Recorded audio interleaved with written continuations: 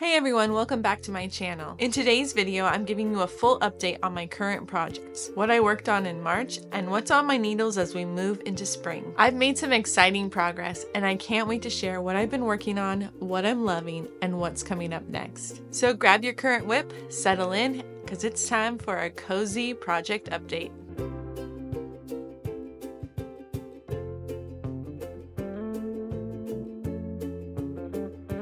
Hello and welcome to Hattie Knits Along. My name's Allison, but my friends call me Hattie, and I'm a knitter living in the Pacific Northwest. On this channel, I like to talk about all things knitting, what I'm working on, what you're working on, and what we are currently nerding out about. So if that sounds like something you're into, I hope you subscribe so you never miss a video. The first project I want to talk about, I actually haven't started yet, and this project is brought to you by the sponsor of today's video, Unraveled. Unraveled makes all-in-one knitting kits for all levels from experienced to beginner knitters. All their kits use their premium alpaca yarn. So they were kind enough to send me their essential blanket kit, and I just got it yesterday, and I thought it would be fun to do a little unboxing for you here on the channel. Off the bat, this is awesome. It comes in this really nice canvas tote that says Unraveled. All of the materials are in here, and it's everything that you need to complete this project. So they sent me their essential blanket kit, which is their most popular kit, and they have several different colors that you can choose from. Let's look at the yarn first, because that's what we're all here for, right? This yarn is 60% alpaca, 30% merino, and 10% polyamide, made in Peru. It is very luxurious feeling chainette construction, lightweight, so soft. I think especially for a blanket that's going to be on my couch and being used, this is a really nice blend. So let's see, I got 4 balls of this color, and I got 4 balls of this kind of taupey color, and 4 balls of this chestnut brown color. I just found another amazing thing about this tote bag. It has a zippered pocket inside. This is really quality material. I'm very excited about that. It's perfect for all your notions.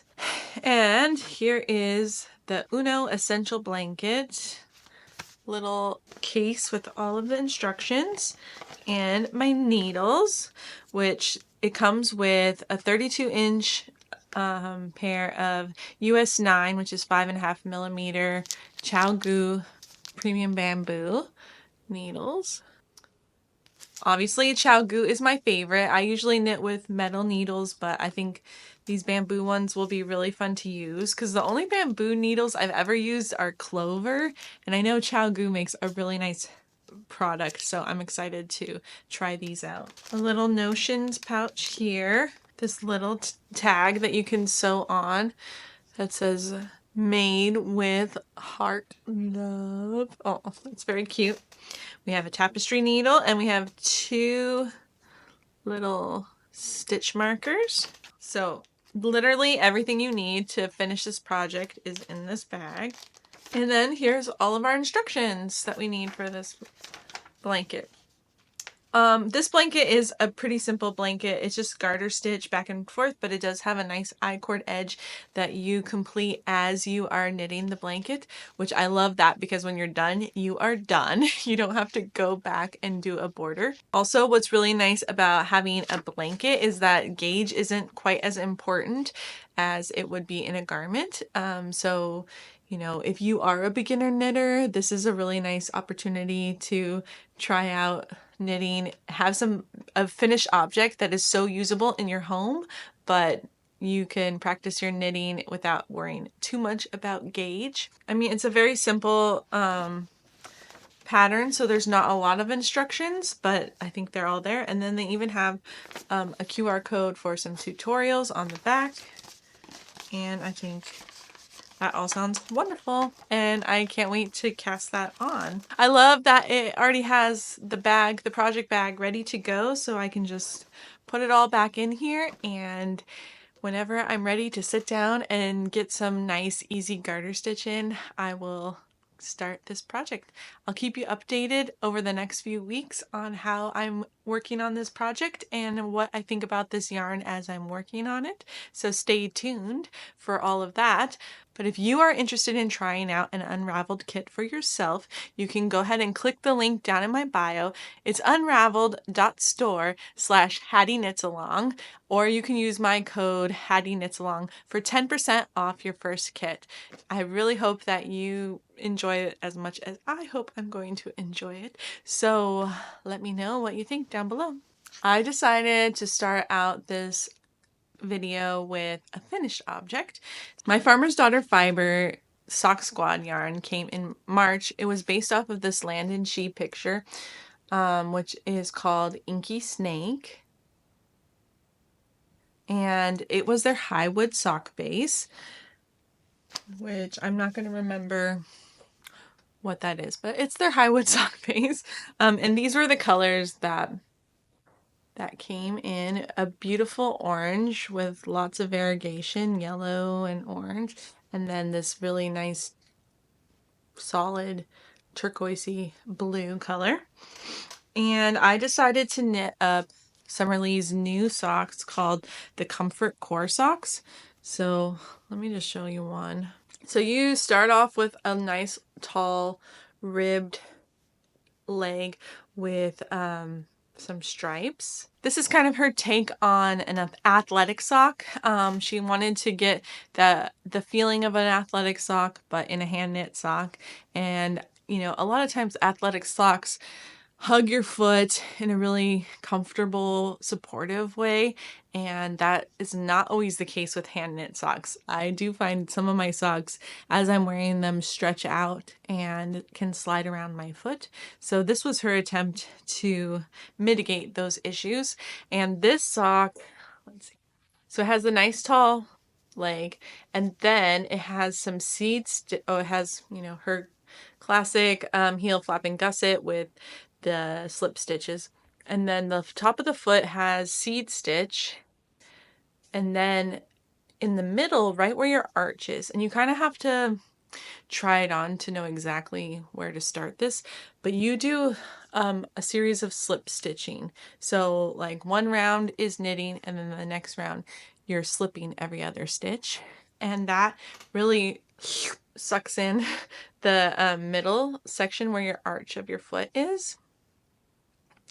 And then once you finish the arch, then you do the seed stitch again with stockinette on the sole of your foot, and then a regular wedge toe. Yeah, the goal of that slip stitch section in the middle is to have it really hug your foot. I do like that section in the middle. I do think it does hold my foot nicer.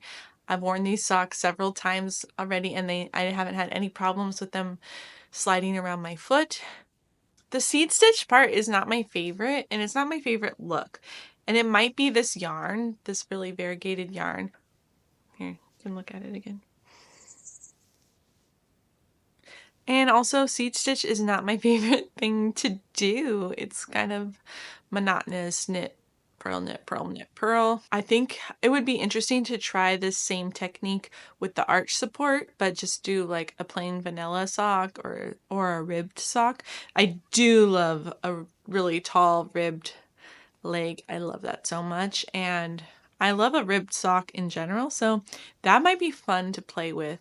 In the Comfort Core sock set, there are actually 3 patterns. So basically all 3 versions of the pattern all have the same foot with the seed stitch on the top and then the slip stitching arch support, but the cuffs are all different. So there's this ribbed cuff, then there's a shorty sock that just has, you know, like half an inch of ribbing, and then a little bit of stockinette before it gets into the heel flapping gusset. And then there's one that is just a 1x1 ribbing at the top, some stripes, and some stockinette before you get into the foot. They all have that seed stitch, which I think it would be worth it to play around with, maybe in a tonal or more solid color.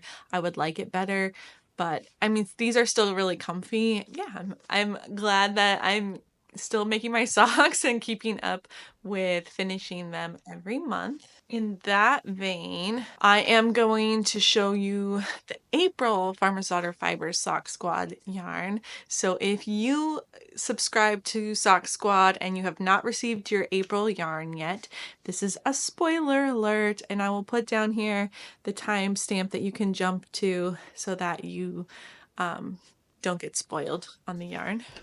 But first I want to show you the picture, the land and sea picture that inspired this yarn. So this is the April picture. It's called Sun Over the Valley, and this is their Elkhorn sock base. Elkhorn is, oh yeah, this is the same sock base that we used in January, and I loved this sock base so much.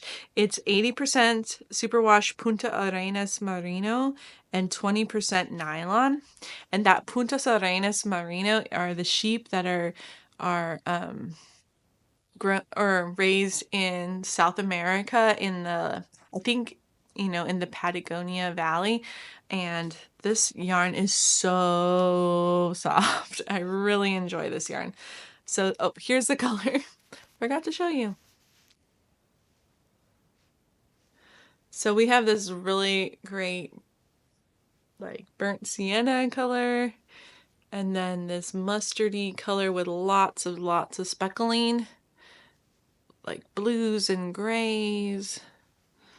Are there any other colors? Mostly blues and grays, maybe even some browns. Honestly, I just received this yarn the other day, and I haven't had a lot of opportunity to decide what I'm going to knit with it yet.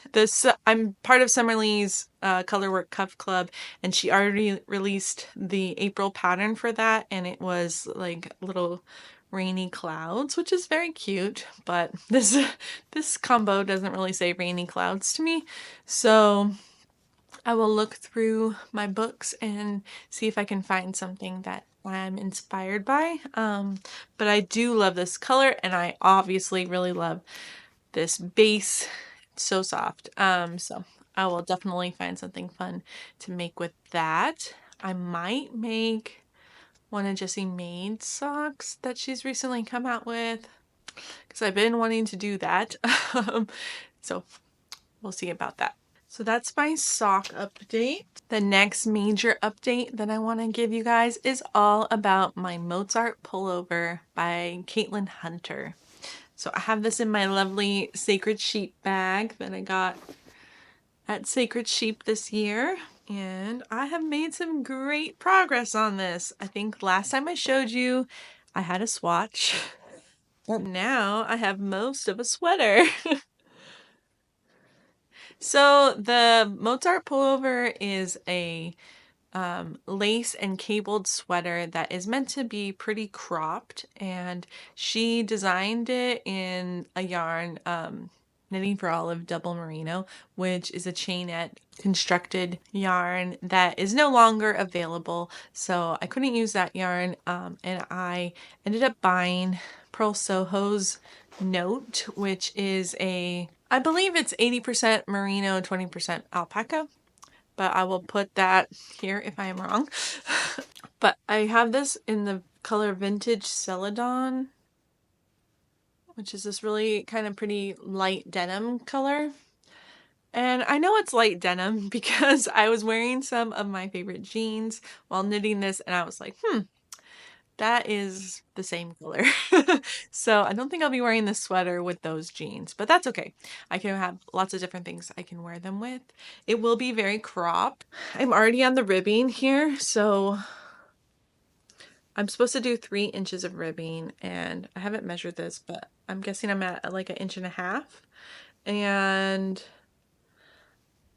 yeah, this was a really fun construction, and I will describe it a little for you. So first, what I had to do was knit just a panel for the back, and there was no shaping or anything in the panel. It was just a rectangle. And then I picked up stitches for, I believe I did the left shoulder first, and then I knit some short rows and then just knit a little panel here. then did the same thing on the right side, and then connected them in the front and knit, you know, a little panel down here until it was time to join together under the arm, and now I have been knitting in the round ever since. And the underarm has this really nice textural element of some double moss stitch, which I really like. At first I wasn't sure I liked it. I was like, I thought I had enough stitches where I could do another part of the pattern, but I just decided to go with it, and I do really like that it's a little different under the arm. It breaks it up in a nice way, and then you have these nice columns of knit stitches that go all the way up and around the armhole, and so when I pick up stitches, I think that's going to look really nice. Pick up stitches for the arms. So for my size, I had to knit 6 inches under the arms before I started the ribbing, and then it's 3 inches of ribbing, so it's pretty thick 2x2 ribbing on the bottom.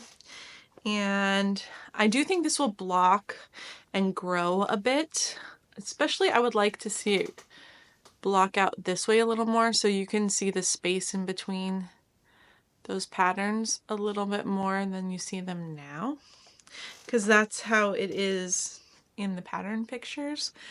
This will be a drop shoulder, so I definitely do want it to get a little wider.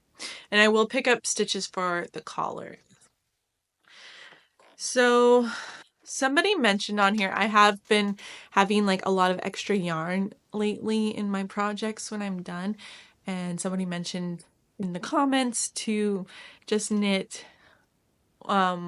just wind up one skein at a time. So that's what I've been doing. And I just wound up this one because I need to add some more on the bottom there, and I have 2 more skeins left, so I really do think I'll have plenty of yarn. So I just have to finish this ribbing and then knit 2 sleeves and the collar, so I do think that that will be enough yarn for that, which I'm excited about. But I'm gonna take a little break from this, and I wanted to cast on something else in the meantime.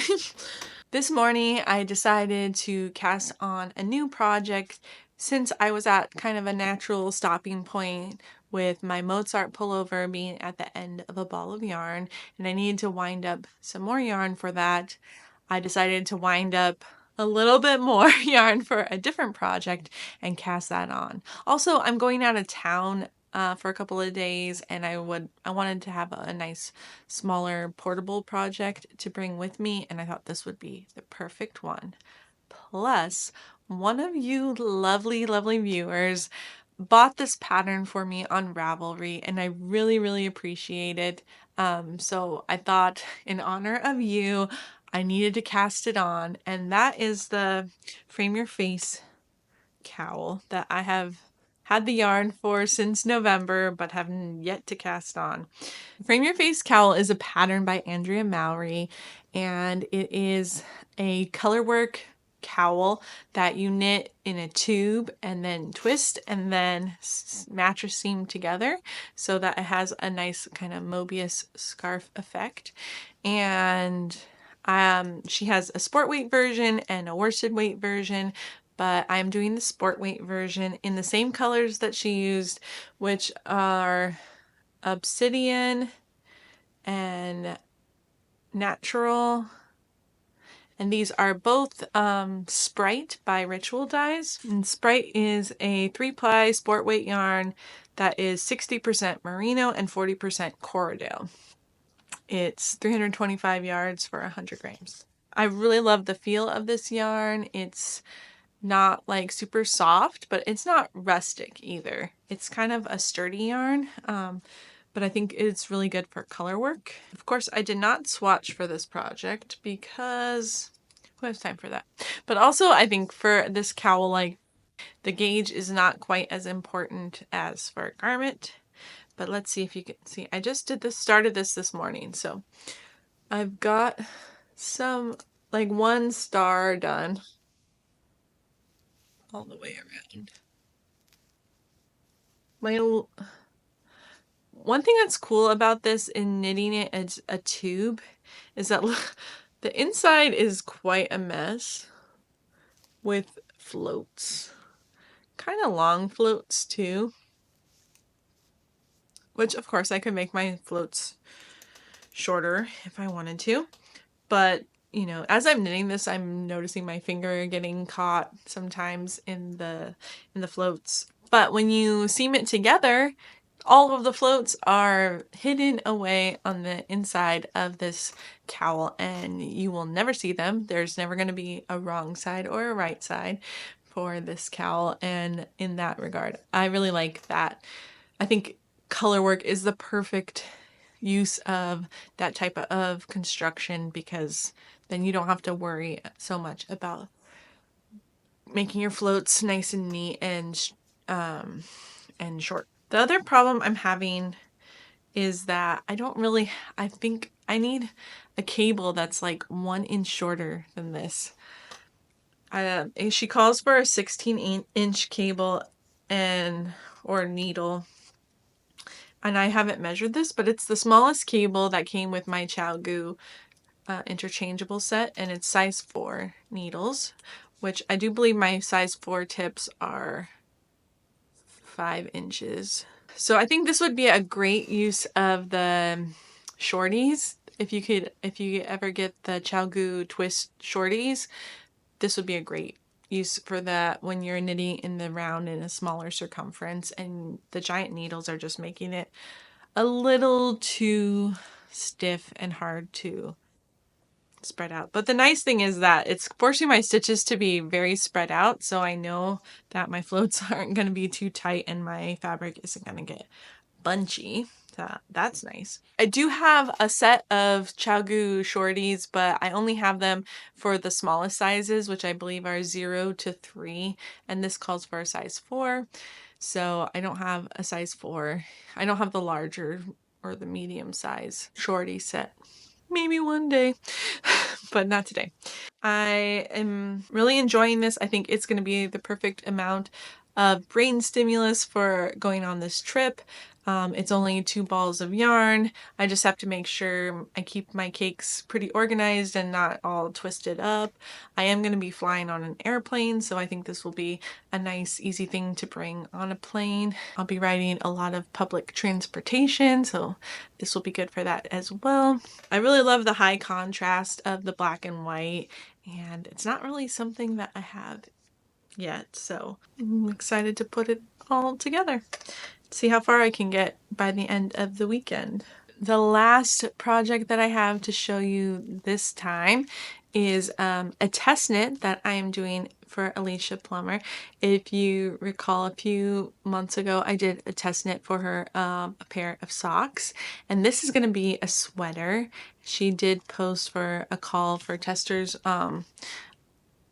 last week sometime. I think the sweater is really beautiful, fisherman rib sweater.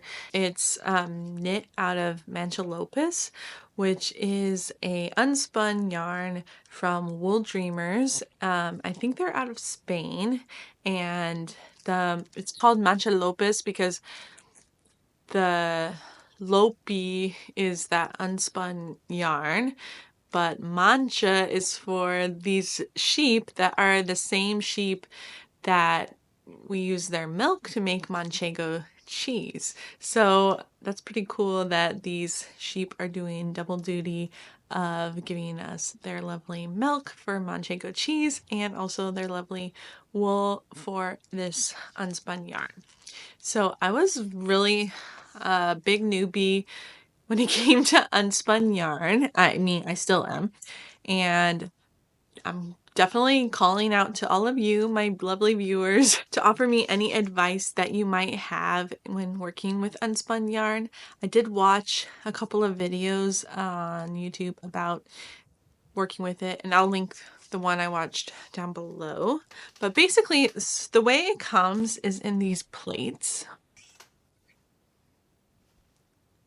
And the yarn is extremely delicate because it doesn't have the structure from being spun. Mancha Lopez comes in a 2-ply, so that means there's 2 strands. And some people knit with just one strand, but this project calls for it being held double. And honestly, you get a lot more stable knitting experience if you hold it double stranded. But let me show you just how easily this rips apart. Just like I'm barely pulling. And so if you are a very tight knitter like I am, this is going to be a little bit of a challenge to keep it from tearing as I'm knitting it. So yeah, it comes in plates like this, but the biggest recommendation I got was to wind it up into small, like softball size balls. Just hand wind it. So I took one of the plates and I already did that. And I got 4 balls from one plate of this size. And this will just like have a lot less tension on the yarn as I'm unraveling it to knit with. Whereas, you know, taking it off the plate, you would have to make sure you're taking it off before you start knitting, because any kind of tension on it, it's just gonna fall apart. So I think this will help. I did knit a swatch already.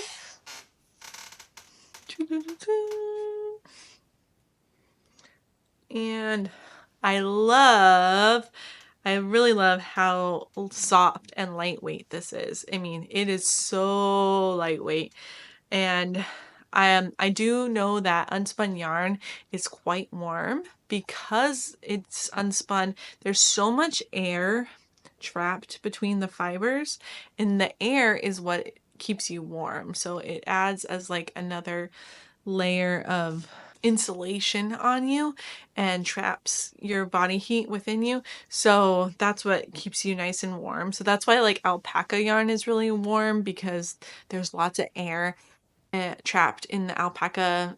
I believe alpaca hair is hollow, so that helps keep you really warm with that kind of yarn. So Mancha Lopez is going to be a warm yarn, but that being said, it's an extremely lightweight sweater, so you're not wearing this like heavy, hot garment, which I think I'm gonna really appreciate. As you knit it, it adds some spin to the unspun yarn, so that does give it some stability. So I don't think I could just like easily rip this apart now that it's knit up, which is good. You want a garment that's gonna hold up through wear. And it holds the stitch definition really nicely. But as I was knitting this, I did break the yarn a couple of times, so you could see I have some tails coming out where I broke it. Since I knit this, I learned that you can just like spit splice it together. So as I'm knitting the garment, when I break the yarn, because I know it's bound to happen, I will just spit splice it together so I won't have a lot of ends sticking out. But yeah, I'm excited to start that project, and really happy with this yarn.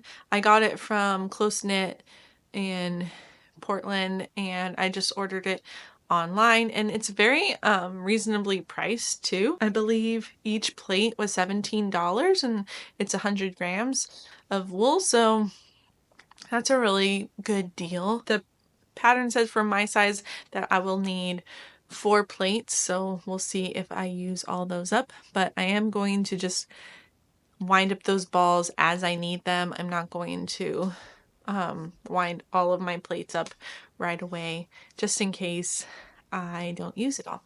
So I'm excited to start that.